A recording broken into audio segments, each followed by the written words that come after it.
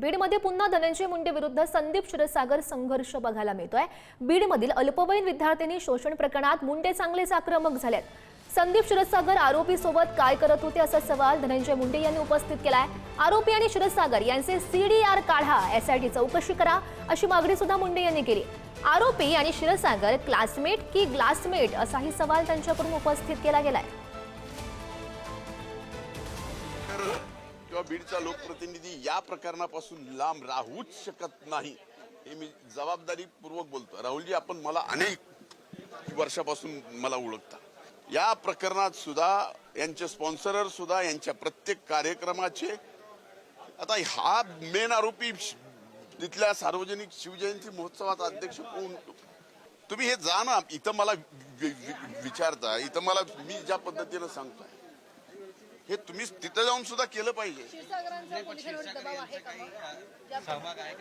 एक मिनिट, त्यांचा सहभाग आहेच।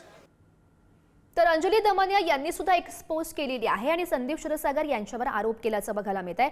कोचिंग क्लासच्या मालकाला क्षीरसागर मदत करायचे असा सवाल त्यांनी उपस्थित केलाय। सगळ्या सीडीआरची तपासणी झाली पाहिजे अशी मागणी सुद्धा अंजली दमानिया यांनी केलेली आहे। नेमकी काय एक्सपोज केलेली आहे त्यांनी बघूयात। बीड जिल्ह्यात झालेल्या अत्याचार प्रकरणी अतिशय धक्कादायक माहिती पुढे येते।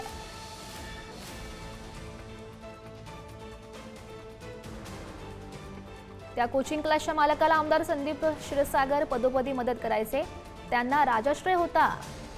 किती किळसवाणं। या प्रकरणात सुद्धा कठोर कारवाई होणं गरजेचं आहे। सगळ्या सीडीआरची तपासणी झाली पाहिजे अशी एक्सपोज केलेली आहे सामाजिक कार्यकर्त्या अंजली दमानिया यांनी। तर शरद पवार राष्ट्रवादीच्या नेत्यांकडून संदीप क्षीरसागर यांना टार्गेट करण्यात येत असल्याचं म्हटलं जात आहे। बघूयात।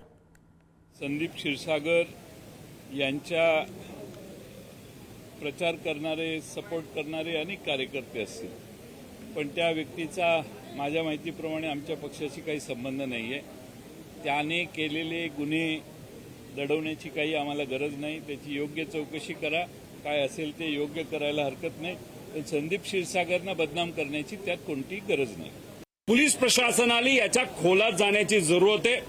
खरं काय घडलं, कोण जबाबदार आहे, कशा पद्धतीने या सगळ्या घटना घडल्या, याच्या खोलात जाऊन जो कोणी जबाबदार असेल त्याच्यावर कारवाई ही झालीच पाहिजे। संदीप भैया एक चांगला कार्यकर्ता आहे। त्याचे कार्यकर्ते काय करतात, त्यांनी केलंय का नाही केलं हे स्वतः ते सांगू शकतील, पण संदीप भैया क्षीरसागरांवर आमच्या सगळ्यांचा विश्वास आहे।